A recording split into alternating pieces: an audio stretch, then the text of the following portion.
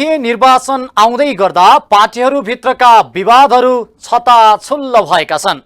नेपाली कांग्रेसमा देउबा पक्ष र शेखर पक्ष बीचको विवाद चुलिएको छ। माओवादीले अझैसम्म पनि पार्टीका पदाधिकारीहरू चुन्न सकेको छैन। एमाले भित्र पनि मनमुटाव जारी नै छ। प्रशस्त आशा गरिएका काठमाडौँका मेयर पनि अहिले प्रशस्त विवादमा देखिएका छन्। राष्ट्रका महत्त्वपूर्ण पदमा बसेका व्यक्तिहरू पनि विवादमा परिरहेका छन्। अहिले यस्तै अर्को चर्को विवाद छ नेपाल राष्ट्र बैंकका गभर्नर महाप्रसाद अधिकारी बारे। नमस्कार, यो न्यूज एट टुडे, म हेमराज भट्ट।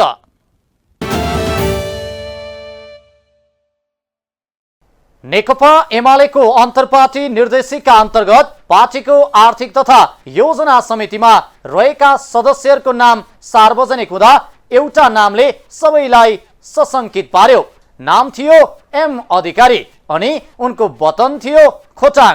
सबैले शंका गरे एम अधिकारी खोटाङ नै घर भएका गभर्नर महाप्रसाद अधिकारी नै हुन्। तर गभर्नर स्वयं र एमालेले यो कुराको खण्डन गर्यो। तर तथ्यहरू हेर्दै जाँदा गभर्नर अधिकारी र नेकपा एमाले बीच सम्बन्ध देखिने प्रशस्त प्रमाण छन्। तत्कालीन अर्थमन्त्री जनार्दन शर्मासँग विभिन्न विषयमा मतभेद लिएर निलम्बनमा परेपछि एकाएक चर्चामा आएका नेपाल राष्ट्र बैंकका गभर्नर महाप्रसाद अधिकारी यति बेला फेरि चर्चामा आएका छन्। 2076 चैत्र 24 गते गभर्नर भएका अधिकारी नेकपा एमालेको अर्थ तथा योजना विभाग सदस्य नियुक्त भएको विषयले अहिले सडकदेखि सदन निकै तातेको छ। नेपाल राष्ट्र बैंक ऐन 2058 मा गभर्नर कुनै पनि पार्टीको सदस्य वा पदाधिकारी हुन नहुने स्पष्ट उल्लेख छ। ऐनको दफा 21 मा गभर्नर, डेपुटी गभर्नर र सञ्चालक पदमा बसेका व्यक्ति राजनैतिक दलको सदस्य वा पदाधिकारी हुन नहुने व्यवस्था रहेको छ। तर मंगलबार नेकपा एमालेले जारी गरेको अन्तर्पार्टी निर्देशन अपानीमा अर्थ तथा योजना विभाग सदस्यमा एम अधिकारी खोटाङ भन्ने नाम परेपछि खैला बैला मचिएको हो। सरकारको आर्थिक नीति निर्माण गर्ने प्रमुख जिम्मेवारीमा रहेका व्यक्ति एउटा पार्टीको, त्यो पनि विभागको सदस्य भएको भन्दै उनीमाथि अहिले नैतिक प्रश्न उठेको छ। राष्ट्र बैंकको गभर्नर कुनै एउटा पार्टीको विभागमा बस्नु गलत रहेको भन्दै त्यसको गहिरो रूपमा छानबिन हुनुपर्ने माग पनि उठिरहेको छ। नेपाली कांग्रेसका महामन्त्री तथा सांसद गगन कुमार थापाले नेपाल राष्ट्र बैंकका गभर्नर महाप्रसाद अधिकारी नेकपा एमालेको योजना विभागको सदस्य बनेको भन्दै व्यङ्ग्य गरे। उनले मौद्रिक नीतिमा केही अपेक्षा रहेको भए पनि त्यो एमालेको अर्थ तथा योजना विभागको सदस्यसँग सम्बन्धित नभएको बताएका छन्। सम्माननीय सभामुख, आगामी आर्थिक वर्षको मौद्रिक नीति ल्याउँदा अर्थतन्त्रलाई चलायमान हुने गरी ल्याउनुपर्छ। तरलताको अभाव, चुलिँदो व्यापार घाटा, घट्दो विदेशी मुद्रा सञ्चिति, आकाशिदो मूल्य वृद्धि र मागमा सङ्कुचन, यी चुनौतीहरूलाई सामना गर्ने गरी मौद्रिक नीति ल्याइनुपर्छ। परियोजनामा आधारित कर्जा, बैंकिङ प्रणाली बाहिर रहेको पैसालाई सिस्टममा लिएर आउने कुरा र केही घरानाहरूको कब्जामा रहेको इकोनोमीलाई बाहिर लिएर आउने आँट मौद्रिक नीति मार्फत गरिनुपर्छ। सेयर बजारमा सुधार गर्ने भनेर 4/12 को नीति ल्याइयो। यसले ठुलालाई पोस्ने, सानोलाई कस्ने काम भयो। राष्ट्र बैंकले जे सोचेको भए पनि अपेक्षा गरेको परिणाम नआइसकेपछि अब यसलाई सच्याइनुपर्छ। यसलाई सच्याइएन, यसलाई हटाइएन, बन्द गरिएन भने लाखौँ सेयरमा लगानी गरेका साना लगानीकर्ताहरू सडकमा आइपुग्छन्। मैले गरेको यो सम्पूर्ण अनुरोध नेपाल राष्ट्र बैंकको गभर्नर श्री महाप्रसाद अधिकारीलाई हो। नेपाल कम्युनिस्ट पार्टी एमालेको अर्थ योजना विभागका सदस्य मिस्टर एम अधिकारीलाई मलाई भनेको हो कि भनेर उहाँले बुझ्नु भएमा क्षमा चाहन्छु। यस्तै नेकपा माओवादी केन्द्रका सांसद नारायण काजी श्रेष्ठले नेपाल राष्ट्र बैंकका गभर्नर महाप्रसाद अधिकारीको नाम नेकपा एमालेको अर्थ तथा योजना विभागमा परेको विवादित भएकाले उनले राजीनामा दिनुपर्ने माग गरेका छन्। गभर्नर अधिकारीले पद छोड्नु बेस हुने सांसद श्रेष्ठको भनाइरहेको छ। महाप्रसाद अधिकारी नाम गरेको अर्थ तथा योजना विभागको त्यही जिल्लाको मान्छे फल्ना हुनुहुन्थ्यो। 73 सालको चाहिँ मै हो, अहिले जो गभर्नर हुनुहुन्छ। अहिलेको चाहिँ अर्को हो भनेर गर्नु पर्यो। होइन भने जेसुकै बोलेर यताउता भएको भए पनि कमसेकम विवाद भयो, अन्यल भयो भन्ने मात्रै तर्क गरेर पनि उहाँले राजीनामा दिइदिनु, पद छोडिदिनु बेस हुन्छ। यस्तै राष्ट्रिय सभाका सांसद जगप्रसाद शर्माले एमालेको अर्थ तथा योजना विभागमा एम अधिकारी र राष्ट्र बैंकका गभर्नर महाप्रसाद अधिकारी एउटै भए नभएको सरकारले छानबिन गरेर सत्य तथ्य बाहिर ल्याउन माग गरेका छन्। बिहिबार राष्ट्रिय सभाको शून्य समयमा बोल्दै सांसद शर्माले यस्तो माग गरेका हुन्। उनले नियम कानुन मूल्य मान्यता गल्ती र नैतिकताले नै समाजलाई सुसंस्कृत बनाउने भन्दै दबाव आन्दोलन नगरेर नैतिकतालाई स्थापित गर्न प्रतिपक्षी दलका नेताको उद्घोष पुनः आत्मसात गर्न आग्रह गरेका छन्। नियम कानुन विधि पद्धति मूल्य मान्यता र नैतिकता गल्ती कमजोरी र अपराध गर्नेलाई दण्ड सजाय र राम्रो गर्नेलाई पुरस्कार र प्रोत्साहन गर्नलाई मात्र होइन, बरु सभ्य सुन्दर समाज निर्माण गर्नका लागि हो। यो समाजलाई सुसंस्कृत र श्रेष्ठ संस्कार स्थापना गर्नलाई हो। सकेसम्म अभियान नचलाएर, सङ्घर्ष नगरेर, दबाब नदिएर, आन्दोलन नगरेर यो नैतिकतालाई स्थापित गर्न पाए राम्रो हुन्थ्यो भन्ने प्रतिपक्ष दलका नेताको उद्घोषलाई यतिखेर पुनः आत्मसात गर्नुपर्ने आवश्यकता देखिन्छ। बाहिर पत्रपत्रिका आम मिडियामा चर्चा परिचर्चा छ। प्रतिपक्ष दल एमालेका अर्थ विभागका योजना एम अधिकारी, सदस्य एम अधिकारी र राष्ट्र बैंकका गभर्नर महाप्रसाद अधिकारी एउटै हुन् या फरक हुन्, यसको छानबिन गरेर सरकारले सत्य तथ्य छानबिन गरोस् भन्ने अध्यक्ष महोदय मार्फतमा व्यक्त गर्न चाहन्छु। नेकपा एमालेको यसै साता बसेको बैठकले विभिन्न विभागहरू गठन गरेको थियो। त्यसमध्ये भुसालको संयोजकत्वमा गठित अर्थ तथा योजना विभागको एकजना सदस्यमा एम अधिकारी खोटाङ लेखिएको छ। राष्ट्र बैंकको गभर्नर जस्तो गरिमामय जिम्मेवारीमा रहेका अधिकारीले आफ्नो वास्तविक नाम राख्न नमिल्ने भएपछि विभागमा उनलाई एम अधिकारी खोटाङ भनेर नियुक्त गरिएको एमालेकी नेताहरू बताउँदछन्। अहिले गभर्नर र एमाले पार्टी नै नैतिक सङ्कटमा परेपछि दुवैबाट यस विषयमा प्रष्टीकरण समेत आइरहेको छ। एम अधिकारी भन्ने व्यक्ति राष्ट्र बैंकका गभर्नर महाप्रसाद अधिकारी नभएको एमालेले भने आधिकारिक रूपमा प्रष्ट पारेको छ। आजको घनश्याम भुसालजी प्रमुख भएको अर्थ योजना विभागमा रहनुभएको एम अधिकारी महाप्रसाद अधिकारी राष्ट्र बैंकको गभर्नर होइन। एम अधिकारीको विषयमा प्रश्न उठेपछि गभर्नर अधिकारीले आफू कुनै पनि पार्टीमा नरहेको र यस्तो पदमा बस्ने कल्पना पनि नगरेको उल्लेख गर्दै आफूलाई जोडेर भ्रम सिर्जना गरिएकाले यसबारे स्पष्ट पारिदिन हुन भन्दै गभर्नर अधिकारीले बुधबार एमालेलाई पत्र पठाएको थियो। त्यही पत्रको जवाब दिँदै एमाले कार्यालयका सचिवले गभर्नर अधिकारीलाई स्पष्ट पारिएको बारे पत्र पठाएका हुन्। उता गभर्नर अधिकारीले पनि आफू पनि कुनै राजनैतिक पार्टीमा नरहेको दावी गर्दै गहन जिम्मेवारीमा रहेका बेला कुनै पनि गभर्नर राजनैतिक सङ्कटमा आबद्ध हुन नमिल्ने र आफू पनि नरहेको स्पष्ट पारेका छन्। तर पार्टी र गभर्नर अधिकारीले एम अधिकारी भनिएका व्यक्ति को हो भनेर प्रश्न पार्न सकेको छैन, जसका कारण एम अधिकारी अरू कोही नभएर राष्ट्र बैंककी गभर्नर महाप्रसाद अधिकारी नै रहेको धेरैको दाबी छ। विवाद चर्किएकै बेला अर्थ मन्त्रालयको समय जिम्मेवारी सम्हालेका प्रधानमन्त्री शेरबहादुर देउवाले गभर्नर अधिकारीलाई बालुवाटार बोलाएका छन्। एम प्रकरणमा मुसिएका अधिकारीसँग देउवाले पछिल्लो अर्थतन्त्रको अवस्थाबारे जानकारी लिएको बताइएको छ। तर सडकदेखि सदनसम्म तातेको विषयलाई सरकारले एम अधिकारी को हुन् भनेर खोज्दै जान्छ कि यस प्रकरणमा मुसिएका अधिकारीलाई राजीनामा दिन लगाएर छानबिन गर्छ भन्ने विषय आम चासोको विषय बनेको छ।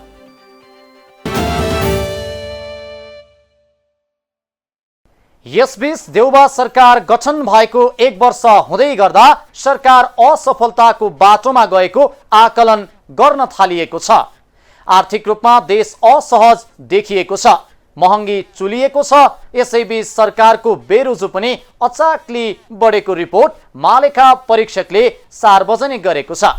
आर्थिक अनियमितता र गैर जिम्मेवारीपन उत्कृष्टमा पुगेका बेला राजनैतिक दललाई समेत सरकार चलाउन सहज भएको देखिँदैन। विद्यमान कानुनी व्यवस्थाको उल्लङ्घन गर्दै खर्च गर्ने र आम्दानी नलिने सरकारी प्रविधि झन बढेको छ। महालेखा परीक्षकको कार्यालयले बुधबार सार्वजनिक गरेको 59औं वार्षिक प्रतिवेदनले सरकारको बेरोजु रकम 4 खर्ब 83 अर्ब 59 करोड 64 लाख रुपियाँ पुगेको देखाएको छ। महालेखा परीक्षकले प्रतिवेदन सार्वजनिक गर्दै पछिल्लो 1 वर्षमै सरकारको बेरोजु 1 खर्ब 15 अर्ब 5 करोड 50 लाख बढेको जनाएको हो। सार्वजनिक संस्थानको व्यवस्थापनमा पनि सरकारले गम्भीर लापरवाही गरिरहेको महालेखाले औल्याएको छ। प्रतिवेदन अनुसार हाल अस्तित्वमा रहेका संस्थानमध्ये 16वटाले मात्रै वार्षिक लेखा परीक्षण गराइरहेका छन् भने 26वटा संस्थाले लेखा परीक्षण गराएकै छैनन्। राष्ट्रिय बीमा संस्थानले पछिल्लो 9 वर्ष यता लेखा परीक्षण गराएको छैन। विशाल बजार कम्पनी र राष्ट्रिय बीमा कम्पनीले 5 वर्ष, खाद्य व्यवस्थापन तथा व्यापार कम्पनीले 3 वर्ष यता लेखा परीक्षण गराएको देखिँदैन। लेखा परीक्षण गर्दा संघीय सरकारी कार्यालय मार्फत 49 अर्ब 47 करोड 7 लाख, प्रदेश सरकारी कार्यालयमा 7 अर्ब 48 करोड 11 लाख, स्थानीय तहतर्फ 43 अर्ब 90 करोड 95 लाख र समितिहरूतर्फ 14 अर्ब 19 करोड 37 लाख गरी 3 तहमा गरेर 1 खर्ब 15 अर्ब 5 करोड 50 लाखको बेरुजु निस्किएको छ। महालेखा परीक्षकले संघीय मन्त्रालय तथा निकायहरू 3287 निकायको 28 खर्ब 20 अर्ब 37 करोड 38 लाखको परीक्षण गर्दा बेरुजु 49 अर्ब 47 करोड 7 लाख अर्थात् 1.75% बेरुजु देखिएको उल्लेख गरेको छ। प्रदेशतर्फको 2.50% र स्थानीय तहतर्फको 4.18% बेरुजु बढेको छ। यसै समग्र 5665 वटा निकायको 43 खर्ब 77 अर्ब 17 करोड 16 लाखको परीक्षण गर्दा 1 खर्ब 15 अर्ब 5 करोड 50 लाख अर्थात् 2.63% बेरुजु रहेको छ। महालेखा परीक्षक कार्यालयका महालेखा परीक्षक टङ्कमणि शर्मा दङ्गालले प्रतिवेदन सार्वजनिक गर्दै म्याद नगरेको पेस्कीलाई मात्र बेरुजु कायम गरिएको र म्याद ननागेको पेस्कीलाई समेत लेखा परीक्षण गर्दा अझ बेरुजु बढ्ने अवस्था रहेको बताए। विगतको फर्स्योर तथा परीक्षणबाट बाँकी रहेको 3 खर्ब 68 अर्ब 54 करोड 14 लाख र गत आर्थिक वर्ष 2077-78 को 1 खर्ब 15 अर्ब 5 करोड 51 लाख बेरुजु थप हुँदा कुल बेरुजु 4 खर्ब 83 अर्ब 49 करोड 65 लाख पुगेको उनको भनाइ थियो। 1 खर्ब 15 अर्ब 5 करोड 50 लाखको बेरुजु निस्किएको छ र यो प्रतिशतको हिसाबले हेऱ्यो भने सङ्घीय मन्त्रालय तथा निकायहरूको अघि मैले भने 3287 वटा निकायको 28 खर्ब 20 अर्ब 37 करोड 38 लाखको परीक्षण गर्दा बेरुजु 49 अर्ब 47 करोड 7 लाख छ, जो 1.75% हुन्छ लेखा परीक्षण अङ्कको। त्यस्तै प्रदेशतर्फको 2.50 हुन्छ, स्थानीय तहतर्फको 4.18 हुन्छ। यस्तै महालेखा परीक्षक शर्माले सरकारका देशैभरि रहेका 3287 निकायको लेखा परीक्षण गरिएको जानकारी गराएका छन्। उनले 3287 निकायको लेखा परीक्षण गर्दा 28 खर्ब 20 अर्ब 38 करोड बराबरको कारोबार भएको बताए। महालेखा परीक्षक शर्माले 5758 निकायको लेखा परीक्षण गर्दा 75 खर्ब 33 अर्ब 9 करोड, अन्य 31 संस्थाको गरेर कुल 11 खर्ब 52 अर्ब 76 करोड भएको शर्माको भनाइ थियो। सरकारको खर्चको विश्लेषण गर्दा चालु खर्च 79%, पुँजीगत खर्च 64%, वित्तीय व्यवस्थापन 70% भएको पाइएको बताए। 5788 वटा निकायको परीक्षण गर्दा हामीहरूले चाहिँ 75 खर्ब 33 अर्ब 9 करोडको परीक्षण सम्पन्न गरेछौँ। 75 खर्ब 33 अर्ब 9 करोडको। त्यस्तै गरी यसमा चाहिँ हाम्रो परामर्श चाहिँ दिने व्यवस्था छ। अधिकांश सेयर भएको सार्वजनिक संस्थानहरूको त्यस्तो 31 वटाको गरिएको रहेछ। त्यो गर्दा 11 खर्ब 52 अर्बको र कुल चाहिँ 77-78 को आर्थिक वर्षको हामीहरूले परीक्षण 86 खर्ब 85 अर्ब 85 करोड 86 खर्ब 85 अर्ब 85 करोडको परीक्षण सम्पन्न भएको छ।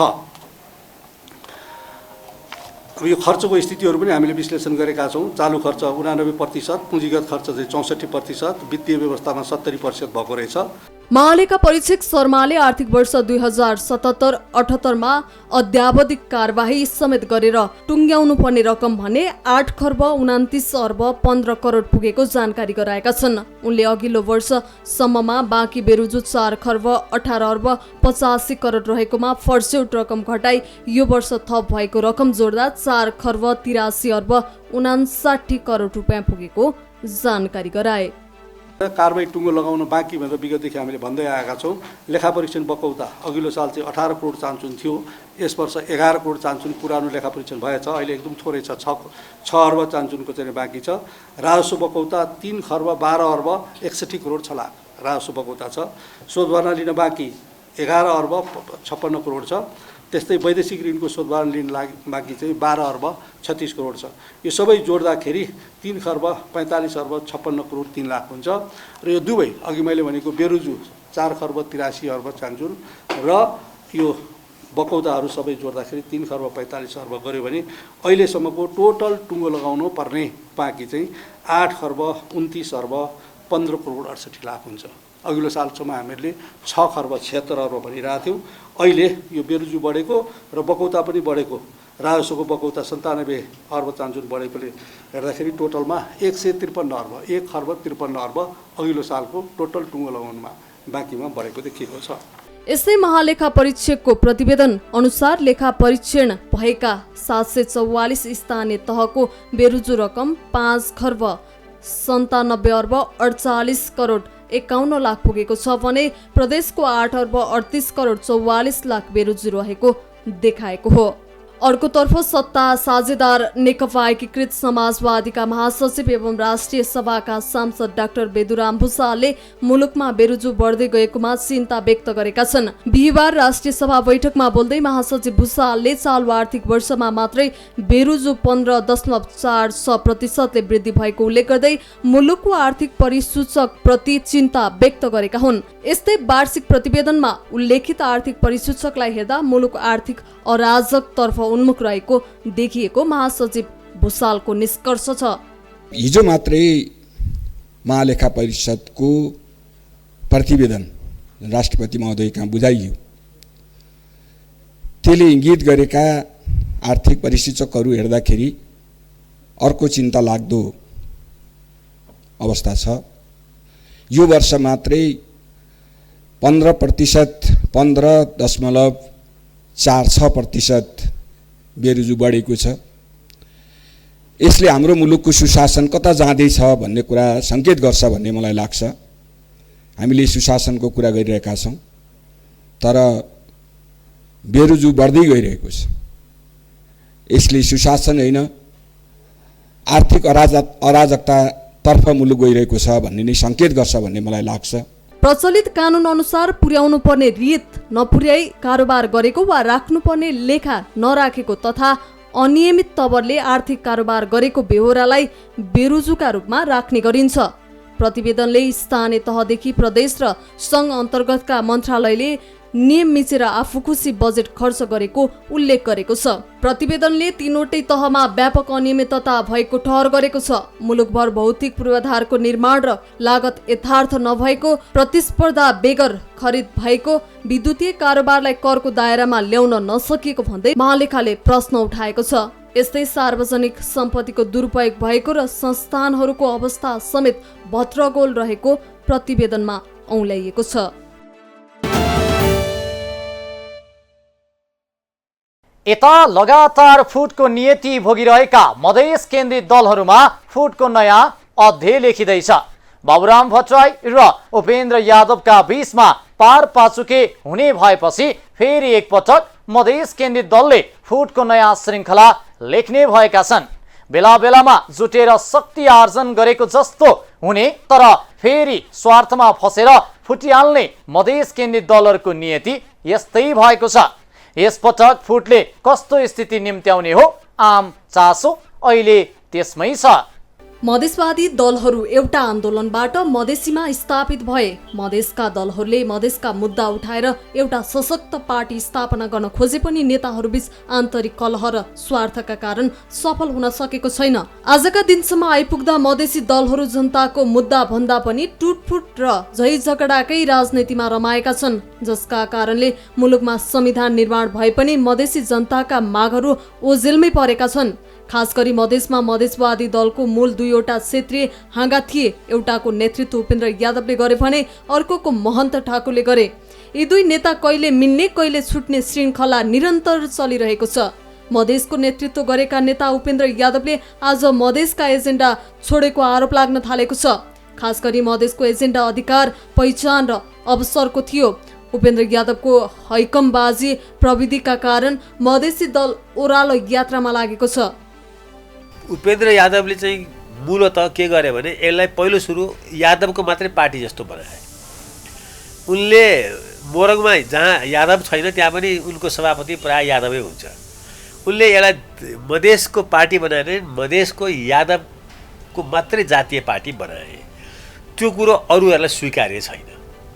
मधेसमा मधेसी जनाधिकार फोरम नामको पार्टी धेरै लोकप्रिय थियो, तर मधेसी नेताहरूले गरेको सबैभन्दा ठूलो अपराध मधेसीको पहिचान बोकेको पार्टी लोप गराउनु हो। नेपालमा फोरमका नाममा एकपटक मधेसीहरूले राष्ट्रिय पहिचान स्थापना गराए। नेपालमा एकपल्ट फोरमको नाममा चाहिँ मधेसीहरूले आफूलाई पहिचान स्थापित गराएका थिए, राष्ट्रिय पहिचान, हामी फोरम हौँ भनेर। त्यसमा अत्यन्तै ठुलो बेइमानी मधेसवादी नेताहरूले गरे र त्यसको सबैभन्दा ठुलो खलनायक चाहिँ उपेन्द्र यादव हो। सबैभन्दा ठुलो खलनायक उसले आफ्नो आन्दोलनको पहिचानै मिटाइदियो। आन्दोलनको पहिचान उपेन्द्र यादव होइन नि, उसलाई त कसैले पनि चिन्दैन थियो। ऊ त कहिले माओवादी भएको थियो, कहिले मार्क्सवादी भएको थियो होइन। आन्दोलनको पहिचान र सामान्य मैले विराटनगरमा चाहिँ मैले देखेको छु, त्यतिखेर रिक्सा चढ्दाखेरि चाहिँ तिनीहरू आफूलाई फोरमको भन्दाखेरि गौरव गर्थे। मधेसीहरू आफ्नो इतिहासै मिटाएर नष्ट नाबुद गरेर आफूलाई मात्रै चाहिँ काठमाडौँको सत्तामा स्थापित गर्न खोजेको मान्छे अपराधी जस्तो भएर, मधेसी समुदायको अपराधी झैँ भएर उपेन्द्र यादव हो। केही समय अघि समग्र मधेसका मुद्दा सम्बोधन गर्न भन्दै उदाएको मधेसवादी दल जसपा पनि अहिले टुक्रा टुक्रामा विभाजित भएको छ। 2078 सालको प्रारम्भमा तराई मधेस केन्द्रित एक मात्र दल थियो। 2077 वैशाख 10 गते तत्कालीन राष्ट्रिय जनता पार्टी राजसपा र समाजवादी बीच एकीकरण भई जनता समाजवादी पार्टी जसपा गठन भएको थियो। तर यो अवस्था 16 महिना पनि टिक्न सकेन। 2078 सालको प्रारम्भिकदेखि नै जसपामा गम्भीर विवाद सुरु भयो। उपेन्द्र यादव र महन्त ठाकुर एक ठाउँमा बस्न सक्ने अवस्था रहेन। पार्टीभित्र तीव्र ध्रुवीकरण सुरु भयो। पार्टीका सबै नेता दुई गुटमा बाँडिए। एकले अर्कालाई कारबाहीको होडबाजी सुरु भयो। अन्ततः 2078 भदौ 1 गते पार्टी विभाजित भयो। महन्त ठाकुर, राजेन्द्र महतो, शरद सिंह भण्डारी, अनिल झा, सर्वेन्द्रनाथ शुक्ला लगायत नेताहरूले तराई मधेस लोकतान्त्रिक पार्टी दर्ता गर्न निर्वाचन आयोगमा निवेदन दिए।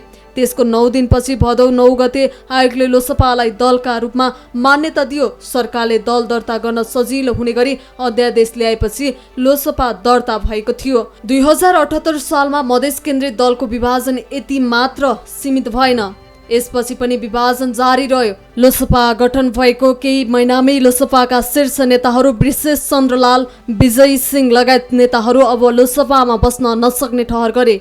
गत फागुनमा लाल लगायत नेताहरूले पुरानो तराई मधेस लोकतान्त्रिक पार्टीलाई सक्रिय बनाए। अहिले लाल लगायत नेताहरूले लोसपासँगको सम्बन्ध औपचारिक रूपमा अन्त्य गरेका छन्। पार्टी विभाजनपछि केही समय जसपामा रहेका रेशम चौधरीले जेलबाट नयाँ पार्टीको घोषणा गरे। उनले आफ्नो पार्टीको नाम नागरिक उन्मुक्ति पार्टी राखेका छन्। उनले सो पार्टी अध्यक्ष पत्नीलाई बनाएका छन्। उनले जसपाका केही नेतालाई पनि आफूसँगै लिएका छन्। उक्त दलले पश्चिम तराई मधेसलाई केन्द्रित गरेर संगठन विस्तार गरिसकेको छ। त्यसो त 2078 को अन्त्यतिर मधेसमा फेरि छ्यापछ्याप्ती पार्टी गठन हुन थाले। सीके राउतको जनमत पार्टीदेखि हृदयस्थिर पार्टीको जनता प्रगतिशील पार्टीसम्म तराई मधेसलाई केन्द्रित गरी गठन भएका छन्। चुनाव नजिकिँदै जाँदा नेताहरूको व्यवस्थापन गर्न तराई मधेसलाई केन्द्रित गरी नयाँ नयाँ पार्टी घोषणा हुन थालेका हुन्।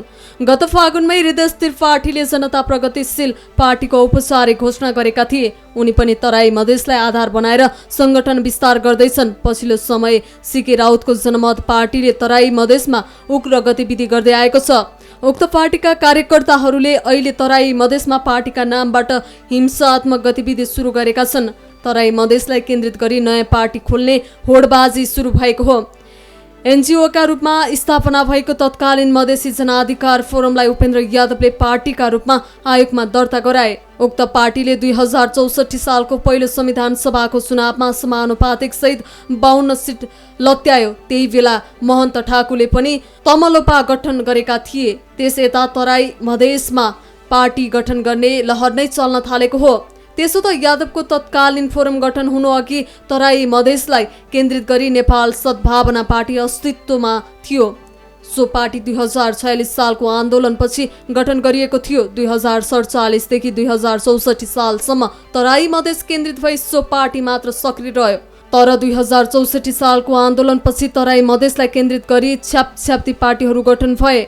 2070 सालको दोस्रो संविधान सभाको चुनावसम्म विजय गच्छिदारको फोरम लोकतान्त्रिक, शरद सिंह भण्डारीको राष्ट्रिय मधेस समाजवादी पार्टी रामसभा, अनिल झाको सङ्घीय सद्भावना पार्टी, राजेन्द्र महतोको सद्भावना पार्टी, राजकिशोर यादवको फोरम गणतान्त्रिक, महेन्द्र यादवको तराई मधेस सद्भावना पार्टी तमसफा सक्रिय रहे। यी बाहेक यादवको फोरम पनि सक्रिय नै थियो। 2074 वैशाख 7 गते तराई मधेस केन्द्रित तत्कालीन 6 दल तमलोपा सद्भावना पार्टी, सङ्घीय सद्भावना, रामसफा, तमसफा, फोरम गणतान्त्रिकले एकीकरण संयोजक फेरिने व्यवस्था पनि गरियो। त्यसपछि मधेसमा 2 दल मात्र सक्रिय भए। त्यति बेला तराई मधेसमा राजपा र समाजवादी पार्टीको मात्र बाहुल्य रह्यो। यी 2 पार्टी बीच एकीकरण भई जसपा गठन भयो, तर त्यो अवस्था लामो समय रहेन। जसपा विभाजित भयो। यसपछि फेरि तराई मधेसलाई केन्द्रित गरी नयाँ पार्टी गठन गर्न होडबाजी नै सुरु भयो।